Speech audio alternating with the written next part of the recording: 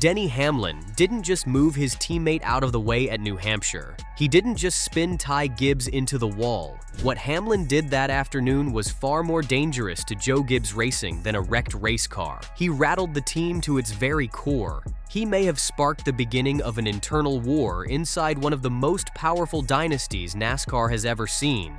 This wasn't just about racing hard. This wasn't a heat-of-the-moment mistake. It was a statement, a warning shot, a public challenge aimed at the very leadership Hamlin has stood behind for almost 20 years. And make no mistake, the target was Joe Gibbs himself.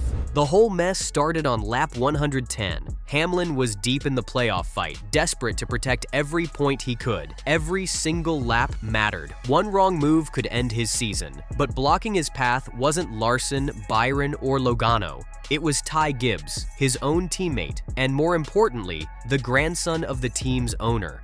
Here's what makes it so wild. Ty Gibbs was already eliminated from playoff contention. His season was effectively over.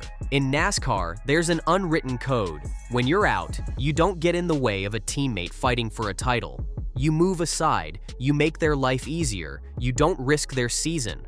But Ty didn't step aside. Instead, he fought Hamlin tooth and nail for 11th place. 11th. Not a win, not a podium, not even a stage point. Hamlin couldn't believe it. He tried once, twice, 3 times to clear him, but Ty kept the door shut. Finally, Hamlin had enough. He sent his car low, tapped Ty's left rear, and watched as the rookie slammed into the wall. Gibbs's day was over in a flash, but what he said walking back to the garage turned the moment from an incident into a battle cry. Just 2 words: game on.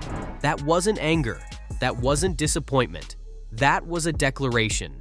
A line drawn in the sand. Ty Gibbs wasn't just saying he'd remember the wreck. He was promising this fight wasn't over. And here's why that moment matters. This isn't just a clash of teammates. It's a collision between eras.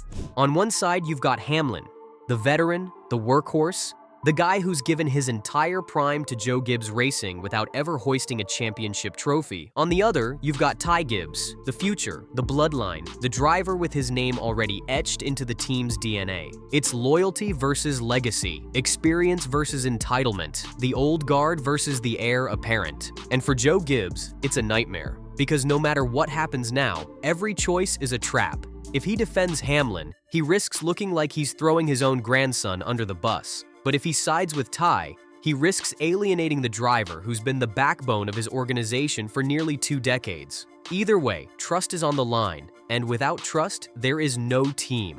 Hamlin knew all of this, and that's why what he said after the race carried so much weight.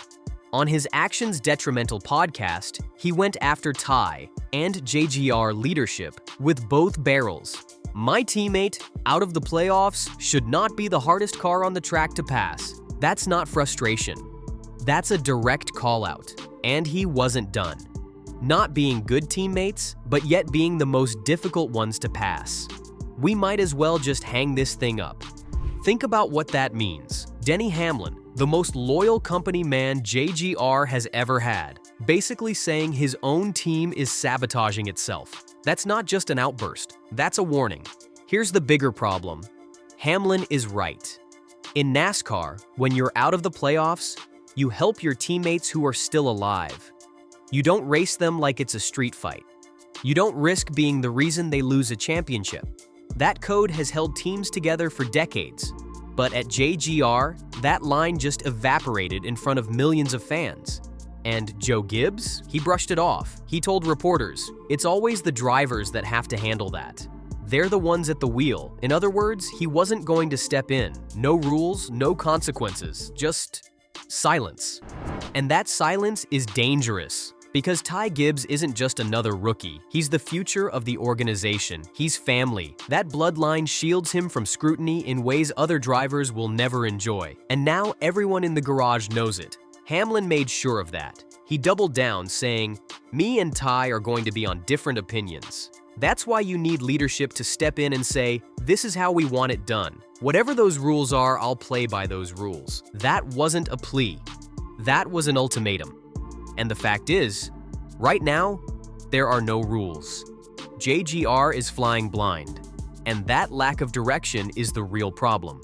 Because NASCAR playoffs aren't won by the fastest car, they're won by the tightest team, by trust between drivers, strategy from the pit box, and unity across the board. When one of your own drivers becomes your biggest obstacle, you're already beat before the green flag waves. And yet JGR has done nothing.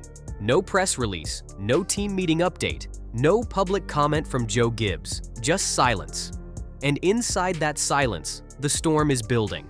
This is bigger than New Hampshire. This is about whether JGR can even function as a team under pressure.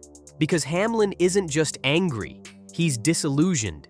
And when your most loyal driver starts questioning whether loyalty even matters anymore, that's how dynasties fall apart. Think about the stakes here. On one side, Hamlin, the aging star who's still chasing his first championship, still burning with the fire to win. On the other, Ty Gibbs, the young lion, talented but unproven, fighting to carve out his place. Both are desperate to prove something. And Joe Gibbs, he's stuck in the middle, watching his empire split in two. Adam Alexander said it bluntly. Gibbs could face a firestorm in the garage, and he's right. Because this isn't just about one wreck, it's about identity. Is JGR a family, a team, or just a brand where everyone fends for themselves? The irony is brutal. JGR came into the playoffs looking like the team to beat, organized, dominant, sharp, and then one race, one moment, one wreck flipped everything upside down. Now, instead of chasing a championship, they're fighting each other. And fans see it. They're already asking, will Hamlin be punished for speaking out? Will Ty Gibbs face accountability? Or does his last name protect him? And maybe the scariest question of all, are we watching the slow collapse of Joe Gibbs Racing? Because here's the truth. NASCAR is built on rivalries, but the one rivalry you never want is inside your own garage. That's poison. That's self-destruction. And that's exactly what JGR is staring at right now. Hamlin isn't stirring drama. He's sounding an alarm. He's saying what every driver already knows. Without leadership, without clear rules, you don't have a team. You just have four guys wearing the same colors, each looking out for themselves. So the spotlight now turns to Joe Gibbs. Does he defend his veteran, protect his grandson, or finally step into the storm and lead? Doing nothing isn't an option anymore. Not with championships on the line. Not with drivers openly drawing battle lines. Not with the organization's future in jeopardy. Hamlin has drawn his line in the sand. Ty Gibbs has answered with two words: game on. Those words might end up defining the next chapter of Joe Gibbs Racing. The next race, the next meeting, even the next podcast could ignite another fuse. And if this team doesn't pull itself together, the next explosion could be the one that tears it apart completely. So here's the question. If you were Joe Gibbs, what would you do? Side with experience or bloodline? Because someone is going to lose here. And once that choice is made, there's no going back.